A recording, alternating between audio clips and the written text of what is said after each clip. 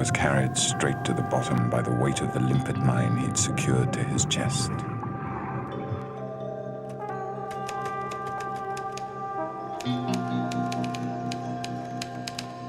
He was carrying a light harpoon gun in his left hand.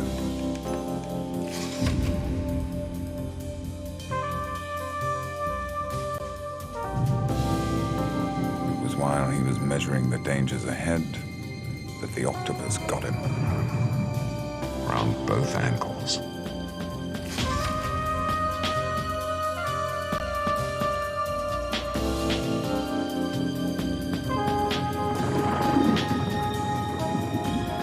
On the edge of panic, he remembered the harpoon gun. At once, a tentacle seized the steel tip and began tugging.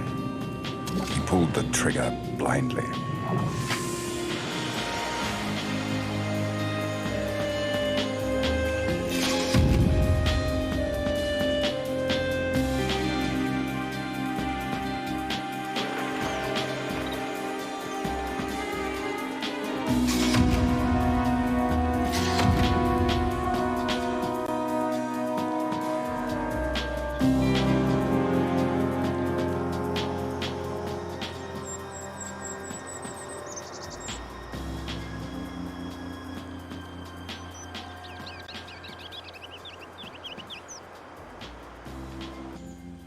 Mr. Fleming, how would you describe James Bond?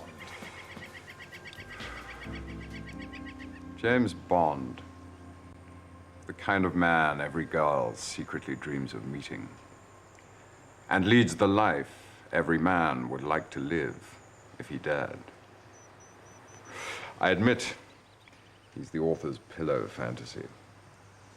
The feverish dreams of what I might have been. I do rather envy him.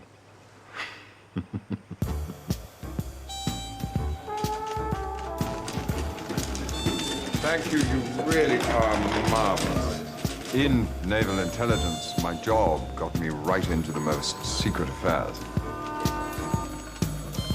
It's what I learned about secret operations of one sort or another that finally led me to write about them. In a highly bowdlerized way, with James Bond as the central figure. How do you propose to capture the German cipher machine? Operation Ruthless. I suggest we obtain the loot by the following means. 1, obtain from Air Ministry an airworthy German bomber. 2, pick a tough crew of 5, including a pilot, dress them in German Air Force uniforms. 3, crash plane in the Channel after making SOS to rescue service. 4, once aboard rescue boat, shoot German crew, dump overboard, bring rescue boat with Enigma machine back to English port. They should be accompanied by a German speaker. I suggest myself. We simply cannot risk you falling into enemy hands. You know too much. And I need you here.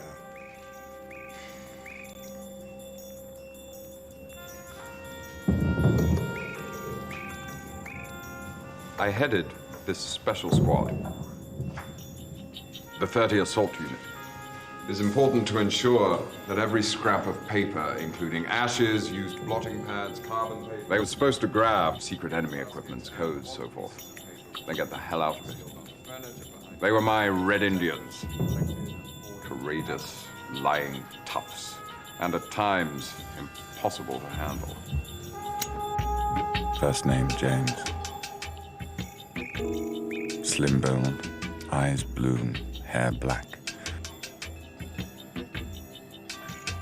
Scar down right cheek. Expert pistol shot, boxer, knife thrower. Smokes heavily. Holds a secret number, 007. The 00 numerals signify an agent who has killed. Care should also be taken to see that troops do not meddle or play with any Enigma machines which may be captured. It is easy to break the setting of the machine by playing on the keys or altering the plugins or junction boxes. Those men were, very largely, the prototype of Bond. Bits of me undoubtedly creep in, but he's almost entirely a product of the imagination.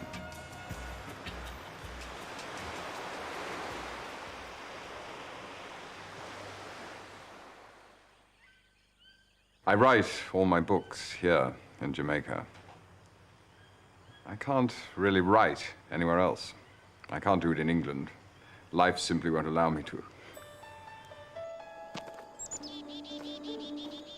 When I'm here, I get up with the birds.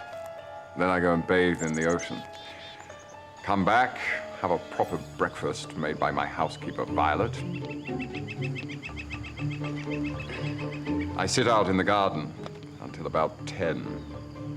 Only then do I see to work. I type about 1,500 words straight away without looking back on what I wrote the day before.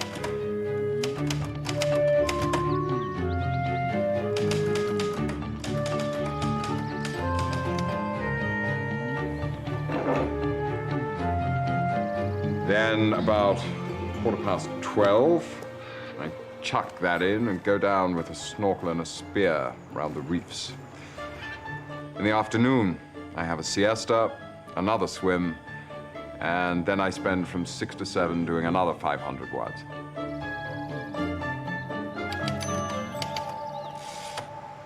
I loathe the tropics. I pine for the crocuses and the snowdrops of an English spring. Ian begged me to come as he was feeling lonely. And so I reluctantly left London Airport on a perfect spring day. And after 14 jet hours, landed in Kingston in a tropical rainstorm. Ian plans his life for treats, and Jamaica is one of his greatest treats. He was thrilled when he found the Bond motto, "The world is not enough." Did you always want to be a writer? My brother Peter was the writer in the family. The idea was that I should go into the army, into the Black Watch, incidentally. I went to Sandhurst, but I didn't take up my commission. My mother was infuriated. Gonorrhea. I'll arrange a course of treatment. Don't worry. I'll be discreet.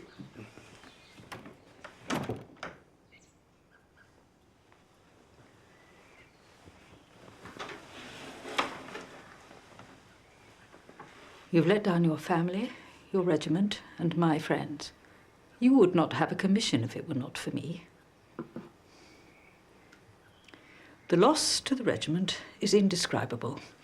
He was absolutely our best officer, utterly fearless, full of resource, and perfectly magnificent with his men.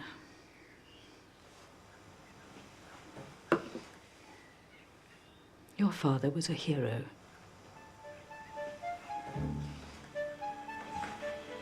My mother sent me abroad to learn languages. German, French, and a bit of Russian. I was engaged to a Swiss girl. Until his mother made him choose between his fiancée and his allowance.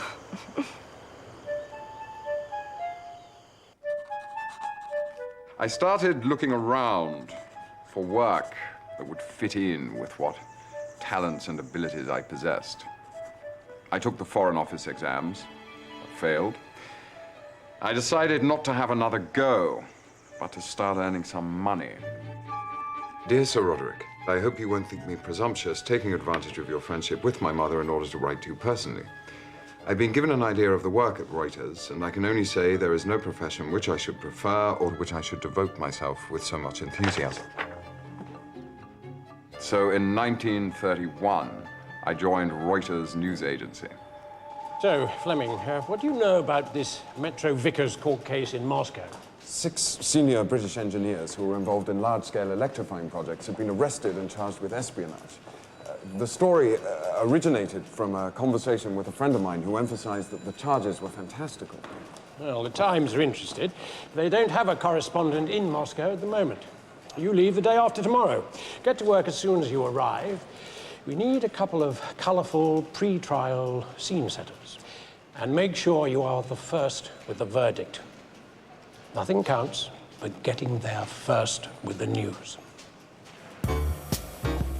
As a correspondent in Moscow and Berlin, I learned the sort of good, straightforward writing style everyone wants to have if they're going to write books. My God, it was fun. Врезанные огласки секретные документы позволяют досконально убедиться в том, Tonight, thousands of enemies of the Soviet state are skulking in cellars, gnashing their teeth. I'm afraid houses in Moscow don't have cellars. It's all right. It's the sense of the thing. Evildoers always skulk in cellars. As the famous clock in the Kremlin Tower strikes 12, the 6 Metro Vickers employees will enter a room in order to hear an impassive Russian voice read an indictment that could mean death or exile.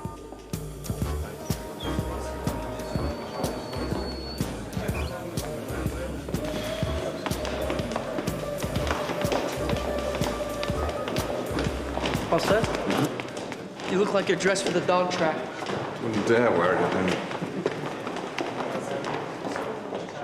Подсудимые граждане Великобритании обвиняются. Bond's mind raced on, adding up the pros, dismissing the cons. He calmly admitted to himself that he had an insane desire to play the game out and take these people on. А также в индустриальном предприятии. Luck is strictly for the birds. Luck was a servant and not a master. It had to be accepted with a shrug or taken advantage of up to the hilt. There was only oneself to praise or blame.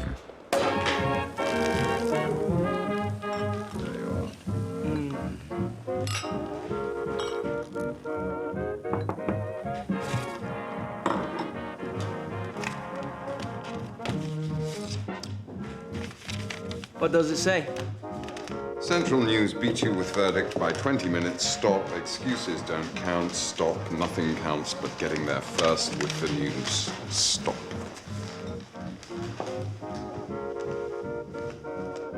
Well, there it is. I had a hell of a time. Most exciting time of my life. Then I found I wasn't earning enough money in journalism, as I expect you probably find also. It's a beastly idea, giving up all the fun of life for money, but the decision had to be made for the sake of the family. So I went into the banking and stock brokerage business. 6 years in all. Well, I suppose you should buy their shares. However, they do make the most appalling motor cars. Thank God for the war. Denn dies würde nichts anderes bedeuten, als das Erreichen unseres Zieles im Osten aufzugeben, um Rommels Mittelmeerabenteuern nachjagen zu können. Jeder, der das nicht sehen kann, muss sein Herrn im Hintern tragen. Aber das sind die Ansichten von Rommel, der letztendlich der Schuldige davor ist, dass wir im Begriff sind, unsere kostbaren Truppen und Waffen ausgerechnet an den Scheiß-Tommy zu verlieren. It was the beginning of a typical routine day for Bond.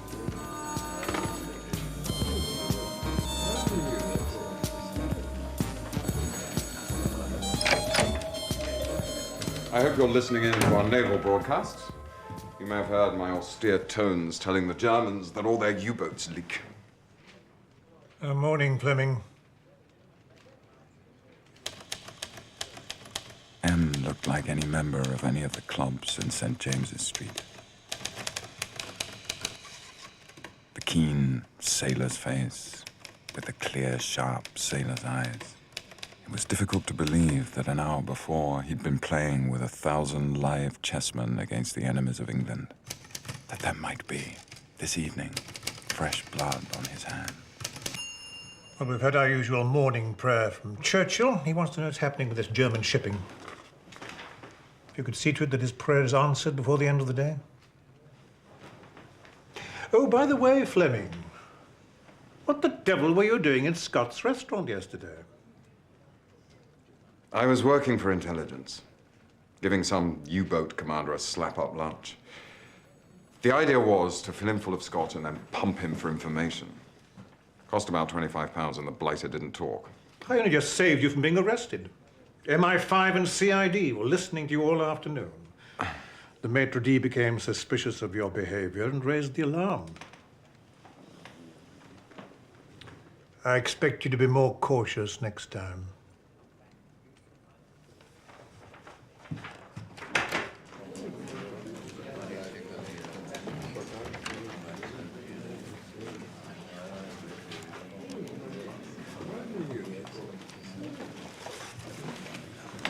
$200 more then.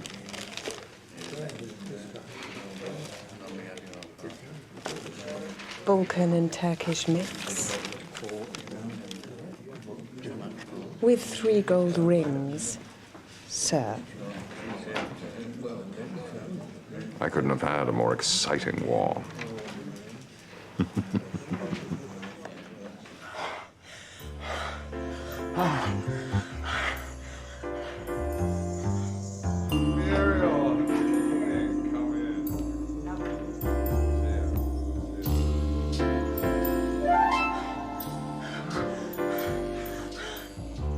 For Bond, women were for recreation.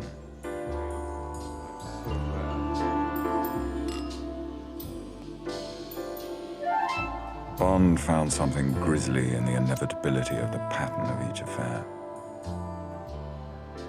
The conventional parabola, sentiment, the touch of the hand, the kiss, the passionate kiss, the feel of the body, the climax in bed, then more bed, then less bed, then the boredom, the tears, and the final bitterness, was to him shameful and hypocritical.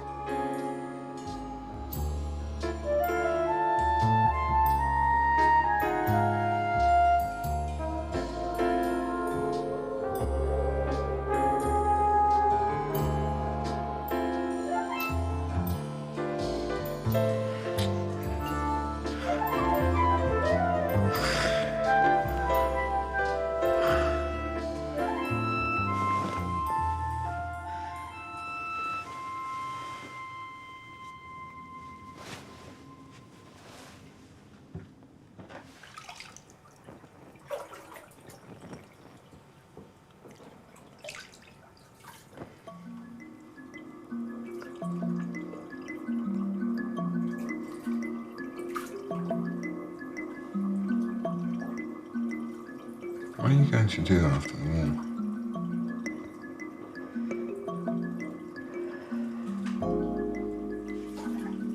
How about you?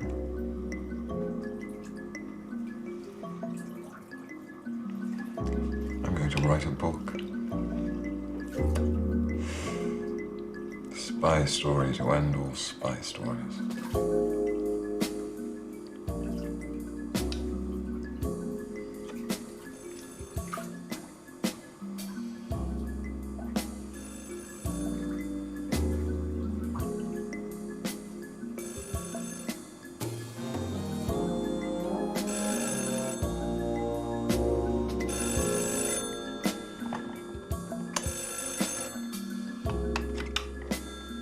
Hello?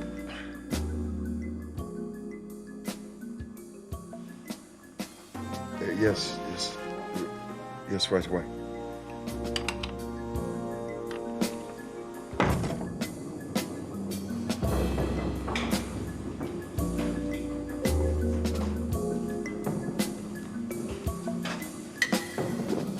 She must have been asleep when the bombing started.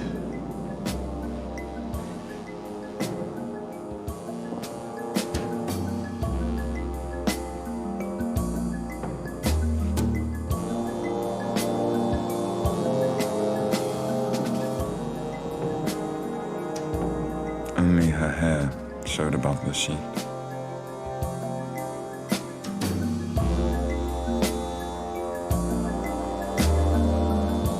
And her body under the bedclothes was straight and molded like a stone effigy on a tomb. Her eyes were closed. There was no change in the dear face. She was so still. No movement, no pulse, no breath. That was it. There was no breath. His eyes were wet.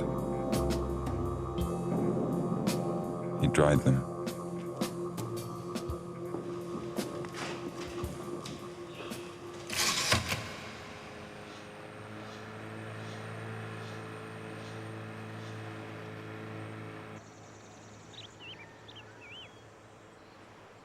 Where did you first meet Mr. Fleming?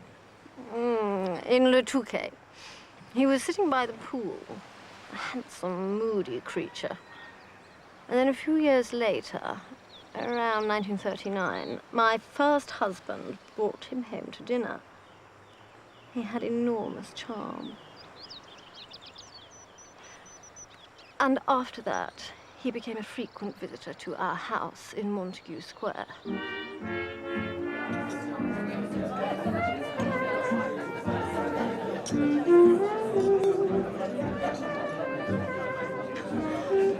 One day you'll surprise us all and become Prime Minister. Excuse me. Do I have you to myself tonight? I'm afraid not. Ah, Shane, old boy. How the devil are you? Esmond.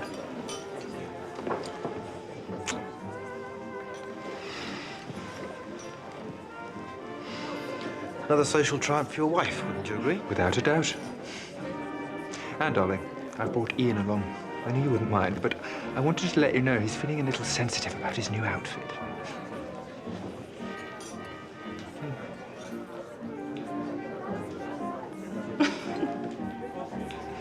I knew a sight for sore eyes. Esmond? I think he looks rather marvellous. Puts one in mind of that rather handsome man on the chocolate box.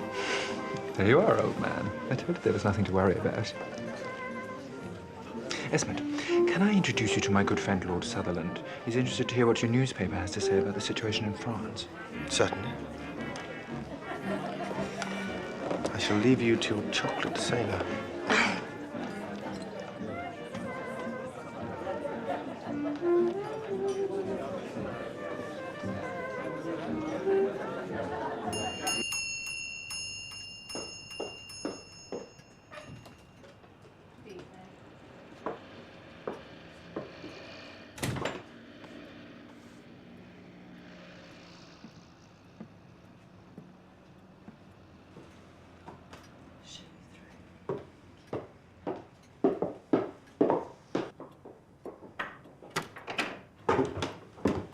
Lady O'Neill, Commander.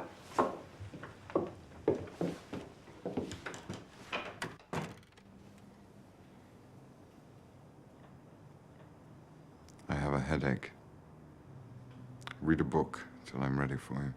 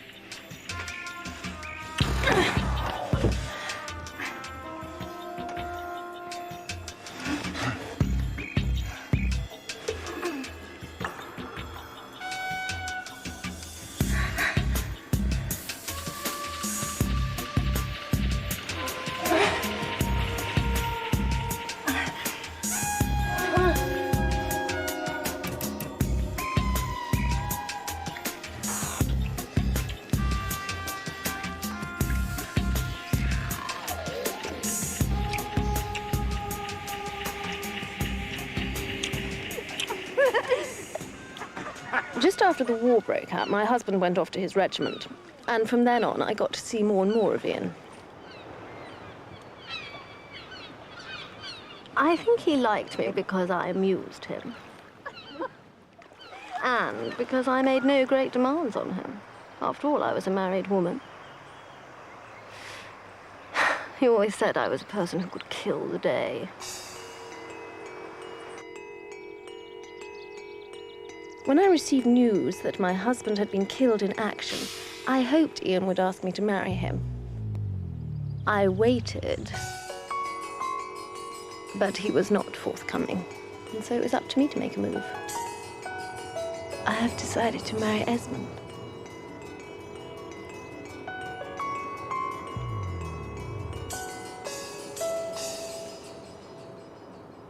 The children need a father, and he's always been good to them.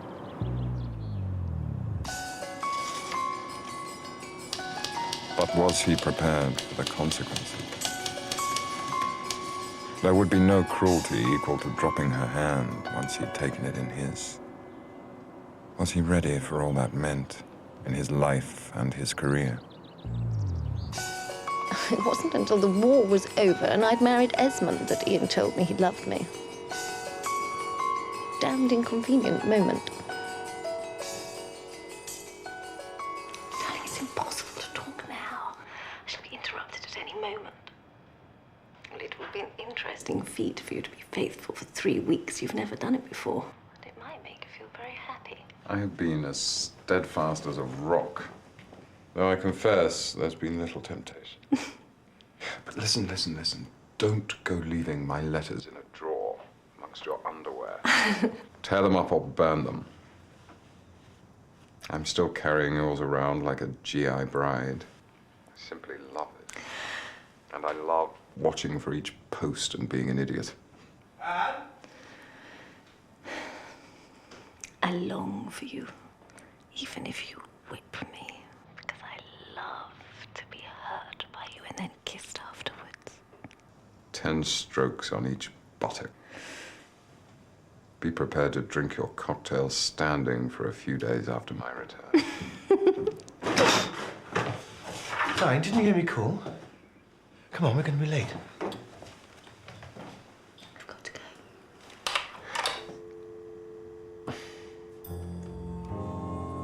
His feelings for her were confused. They had been so simple. He'd intended to sleep with her as soon as he could because he desired her. Then would come the inevitable disengagement. Somehow, she'd crept under his skin. He was terrified of being dependent on one person. That is why he was suspicious of love. But I know that Ian was in love with me. For a little while.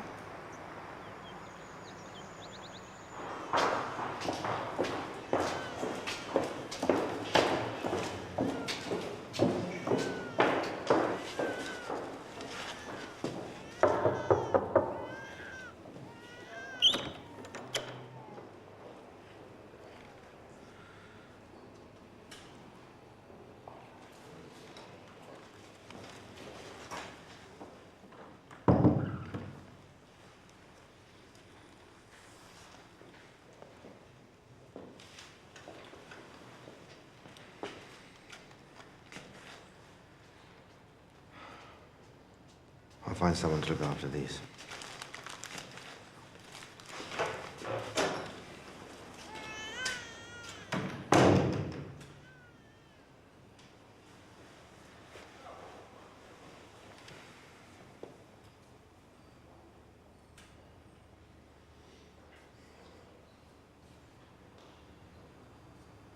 How are you? Very bruised and bewildered. Today I made myself ask Esmond where she's buried. I have nothing to say to comfort you. I'm full of remorse towards Esmond. But my grief and loss are entirely bound up with you.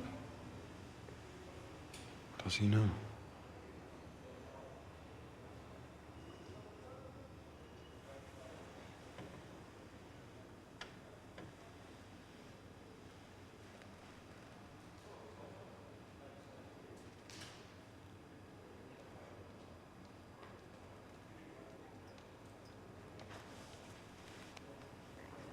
It didn't last a day. I held our baby's hand for only 1 minute.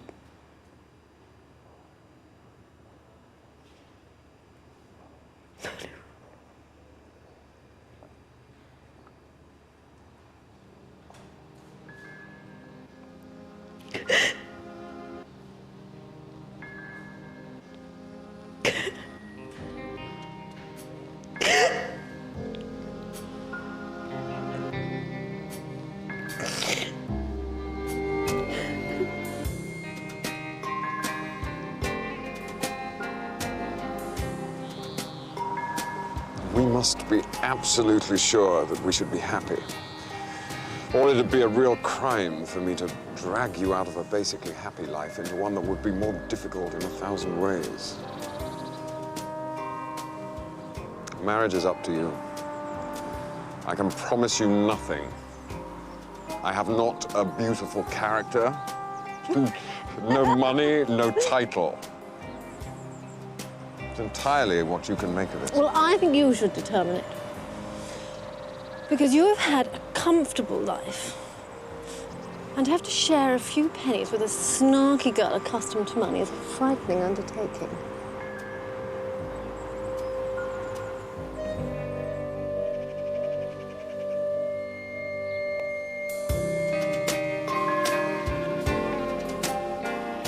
Bond's head reeled with all the practical feminine problems she raised. But he was surprised that all this nest building gave him a curious pleasure. A feeling that he'd come to rest and that life would now be fuller, have more meaning for having someone to share it with.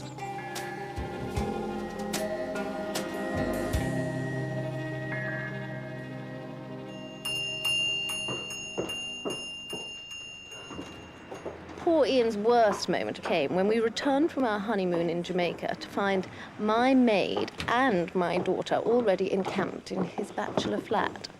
Darling, oh, darling, we have missed you so much. Oh, look at that, that's beautiful. Look at these little bows. Part of him genuinely wanted to settle down, but I think Ian found the routine of married life unsettling.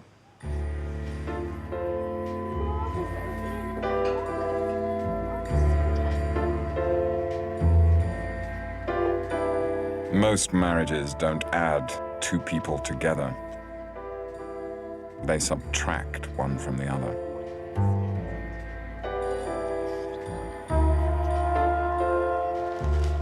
And then along came Casper.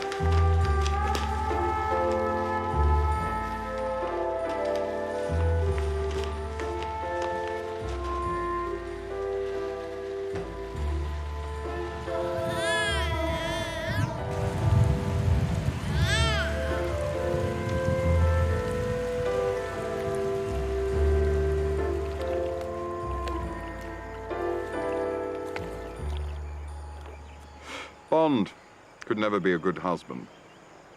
Although I did get him married off in On Her Majesty's Secret Service. But I speedily wrote out his wife. I killed her. I enjoy being able to remove his women whenever I feel like it.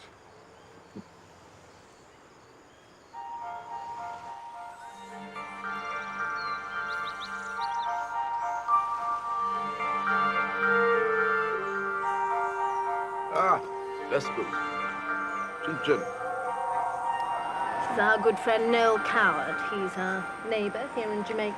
Yes, I was the very first guest to stay here at Goldeneye, just after Ian built it. There we go, darling. Danny. He charged me £50 for the privilege, I might add, which I used to say was far too much for bed and board in a barracks. There was no hot water in those days, only cold showers, all very manly. My dear fellow, you can't worry about things like that. It's the behavior of softies. I've often laughed at the contrast between the standard of living of dear old Bond and what Ian puts up with at Goldeneye. He eats stewed guavas and coconut cream, salt fish, goat. I mean, it tastes like armpits. And all the time one's eating, one's tormented by all those exquisite meals in the books. Noel was a witness at our wedding. Yes, of course. It took place here, in Port Maria. Annie was 4 months pregnant, and the registrar had the most appalling breath. Ian has a great imagination. His observation is extraordinary, and his talent for description is so very vivid. What do you think I do when I'm abroad? I don't ask you to give up Jamaica, but I do ask that if you telephone her, you talk to me about it first. Leave me my pleasures as I leave you yours. Rather not you see her. You cannot ignore my feelings and insult me in this way. I come here to have a rest from it all and to regain some spirit, which, though you haven't noticed it, is slipping out of me through my boots.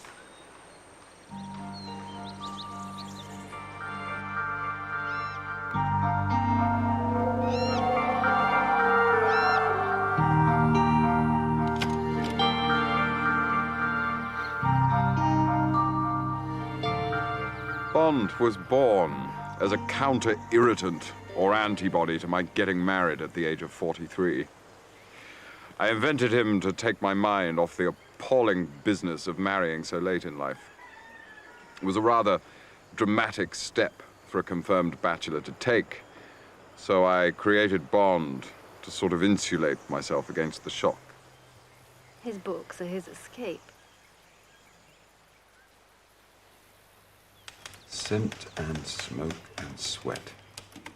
Hit the taste buds with an acid thwack at 3 o'clock in the morning.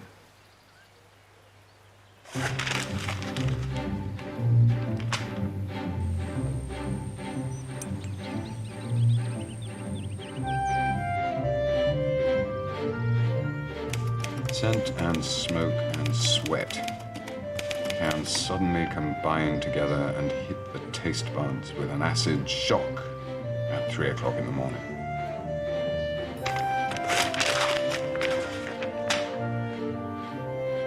The scent and smoke and sweat of a casino are nauseating at 3 in the morning.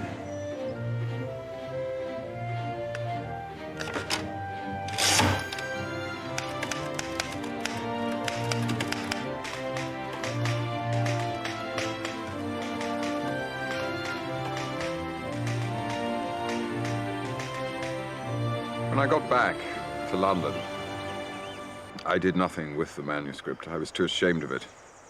No publisher would want it, and if one did, I'd not have the face to see it in print. Even under a pseudonym, someone would leak the ghastly fact that it was I who'd written this adolescent tripe. I seem to remember I was rather against him publishing it at all. One day, I had lunch with an old friend and literary idol of mine, William Plumer. I knew that he'd tell me the horrible truth about the book without being scornful or giving away my secret.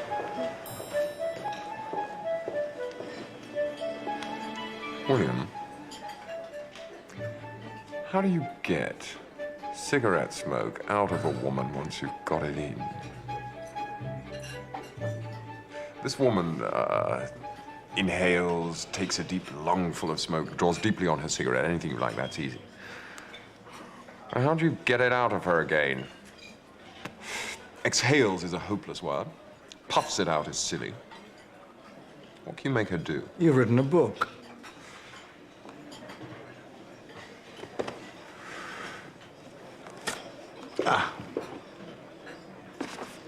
It's not really a book, only a sort of boys' magazine story. I am really thoroughly ashamed of it. For God's sake, don't mention this dreadful oafish opus to anyone else. The only reason I'm letting you see this miserable piece of work is that I want to know if any of it's worth saving.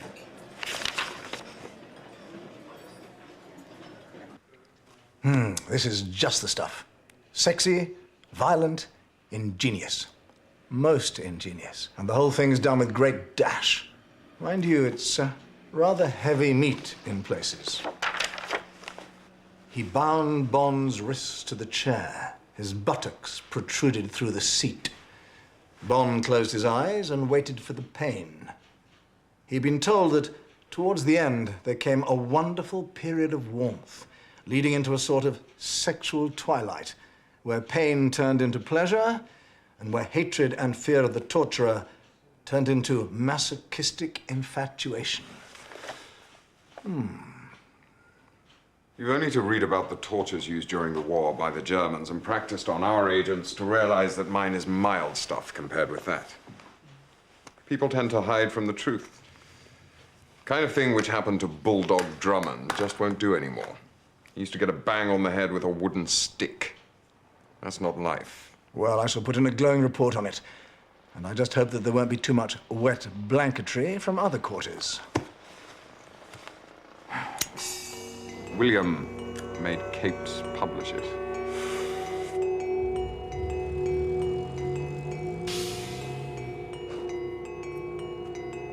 The reviews from the Times literary supplement down were staggeringly favorable. People were entertained, excited, amused. I wrote author instead of journalist in a new passport. So far, I've written 12 best-selling thrillers which have been translated into 23 languages. My contribution to the export drive is simply staggering. I suppose it's equivalent to the earning power of a small boot factory. Is it true, Mrs. Fleming, that your husband's books are not to your taste? The first one I didn't care for at all.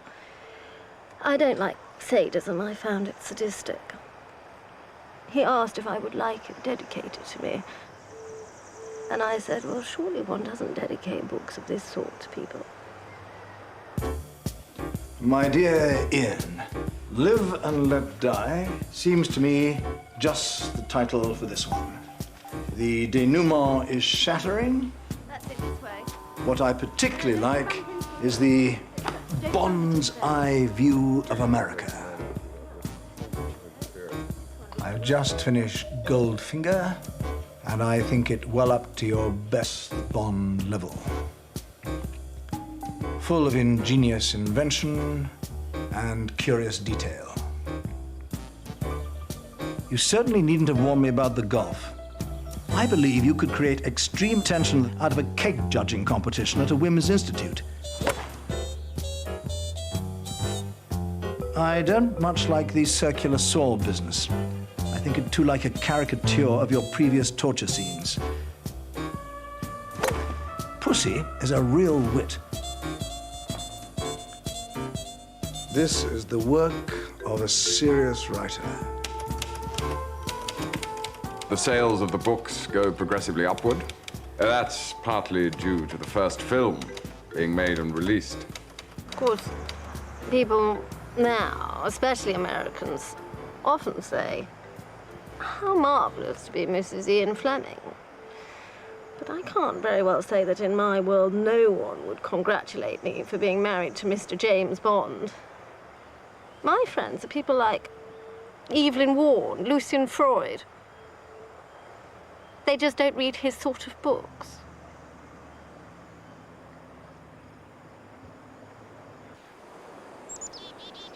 What can you tell us about your new book?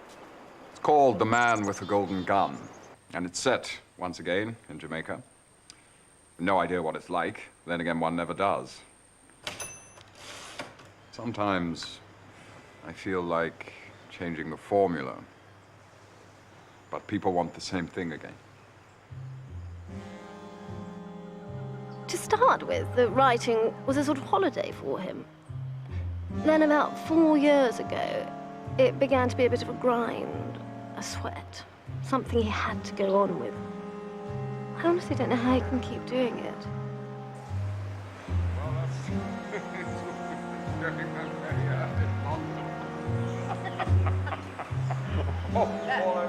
Are you all right, Mrs. Fleming?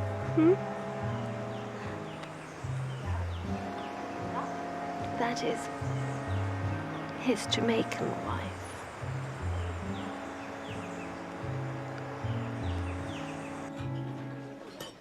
Dr. No is the sickest book I have ever read.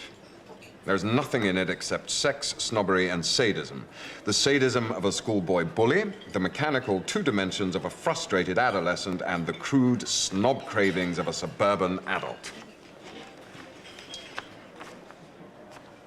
Mr. Fleming has no literary skill, and even the Times. The Bond books are undoubtedly most professional, but their appeal has its much simpler and much nastier side. Forget about them. Ah, thank you.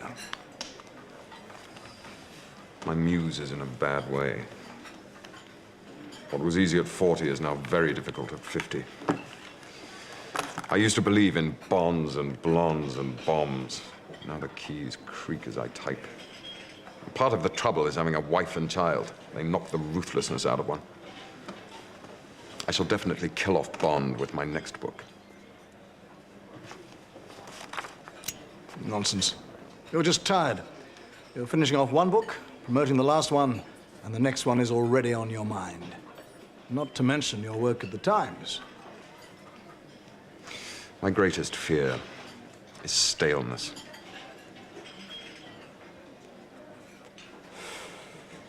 I'm running out of puff, old man. I'm running out of puff.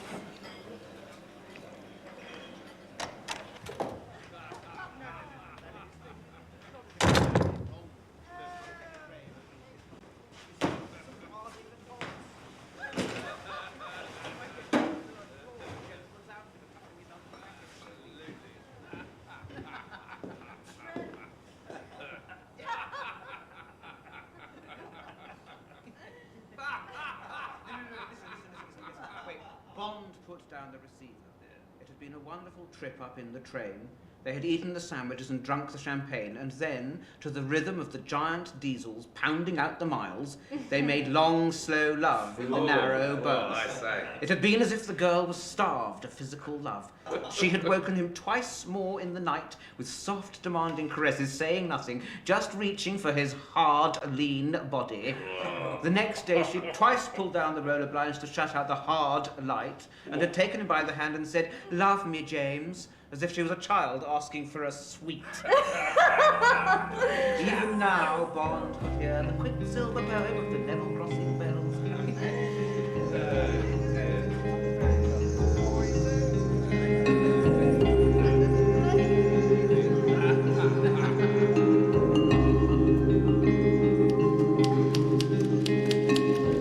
What was wrong with him? Couldn't he take it anymore? Was he going soft, or was he only stale?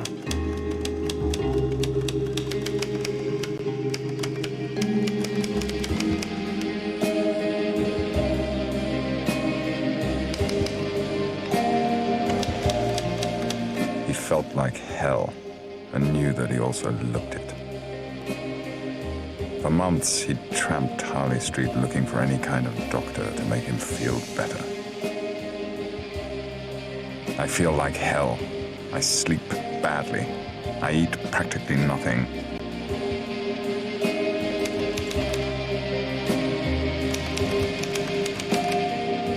I drink too much and my work has gone to blazes. I'm shot to pieces.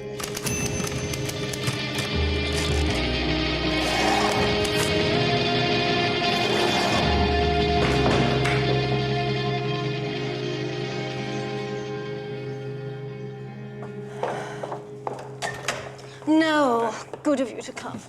Ian will be so pleased to see you. What's the old devil been up to now? He refuses to do anything that he's told. And such recovery that he can make depends on his self-control, cigarettes and alcohol. The doctor spent the bank holiday with us and was able to witness the sad state of affairs. Perhaps you can talk some sense into him. The trouble is, he gets bored so easily. You know what he's like. And then he nags me terribly, and Casper all the time. Poor tiger, so at least he's writing. Good God, Bond with the death of him. No, none of that nonsense. Something entirely different. Plumer's got him writing a children's book. Some bedtime story you used to tell Casper as a child. Ian, you look absolutely ghastly. Noel, you'll stay for tea. I'd be delighted. You know, I would have come sooner had I not been in Jamaica. And is the news in the Daily Gleaner just the same? Family at Magotty has been wiped out with vomiting sickness. And Cornelius Brown has mashed Agatha Brown with his cutlass and been sentenced to prison and 12 strokes of the tamarind switch. I should have brought back a copy with me, especially for your entertainment.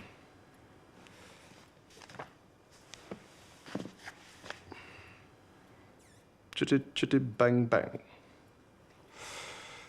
Never say no to adventure. Always say yes. Otherwise, you will lead a very dull life. And I read in Life magazine that you are now one of President Kennedy's favorite authors, no less. So, how does it feel to be so gloriously famous? It was all right for a bit. Nice being known in restaurants, having people take notice of you. Now, my God. Ashes, old boy. Just ashes.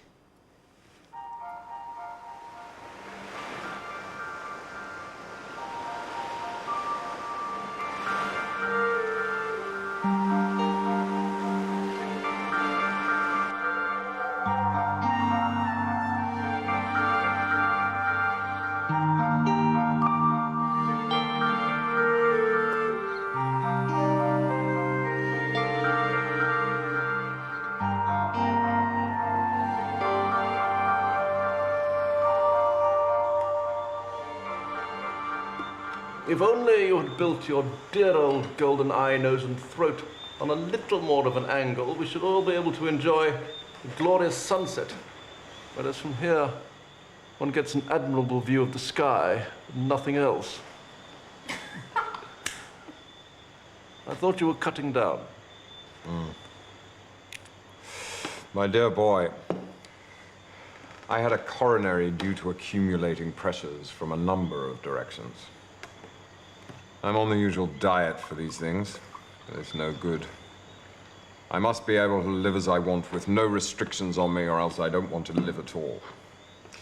If I have to change my habits of life to stay alive, I would much rather die now. Canasta?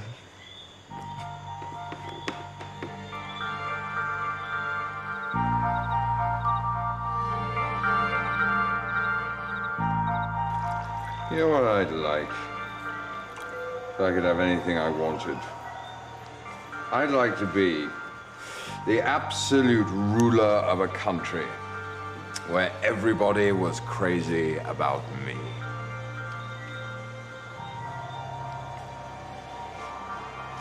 Imagine yourself waking up. Instantly, the radio would announce to a breathless country, "He's awake." Bulletins would follow. He's shaving, he's dressing, he's breakfasting. Finally, at 10:30, he's ordered the car. Then I would pass out through the gates, tossing medals to deliriously happy hundreds of thousands. I like that. I would consult with my Minister of Leisure about the possibility of turning the Isle of Wight into one vast pleasure ground. There would be casinos and the most luxurious brothel in the world, where the frustrated citizen of every class could give full rein to those basic instincts which have been crushed through the ages. Afraid I need an early night. Yes, we must be getting along too. Good night, Ian. Good night, Graham. Good night, my darling. No.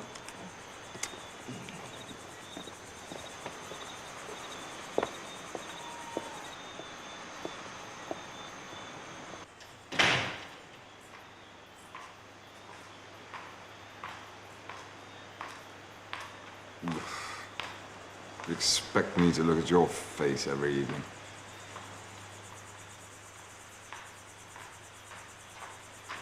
Fuck off!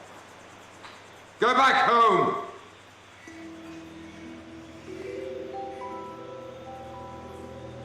Bond thought. I asked for the easy life, the rich life. How do I like it?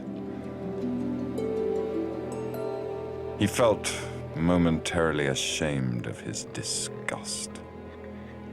He'd made his wish, and the wish had not only been granted, it had been stuffed down his throat.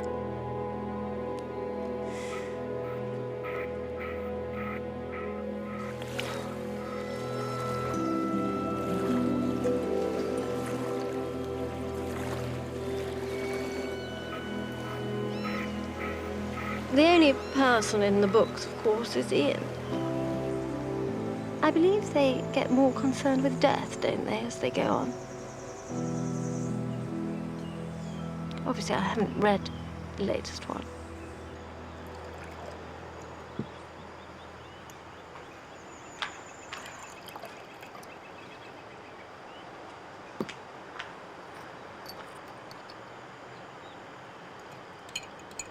Ah, scrambled eggs and coffee.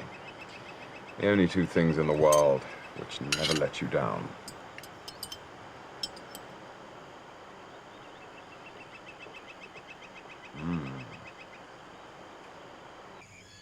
Will there ever come a time when you kill off Bond?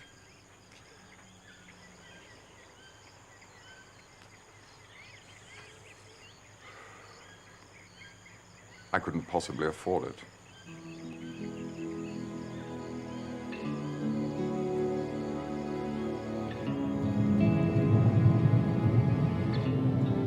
What was it all about? Bond didn't know or care. The pain in his head was his whole universe. Below, the soft swelling sea offered a bed.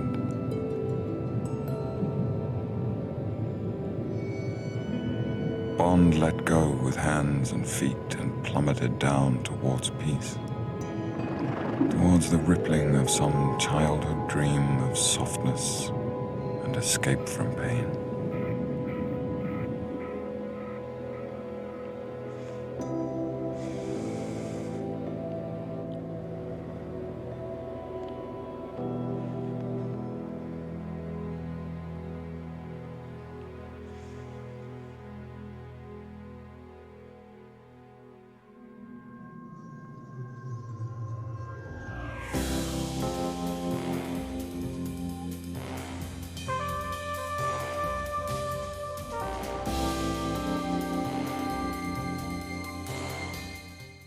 Hollywood UK traces the impact of James Bond on British audiences in the 60s. That's over on BBC 4 tomorrow night at 9. And next tonight here on BBC One, Gene Hackman leads a rescue mission for his missing son in Uncommon Valor.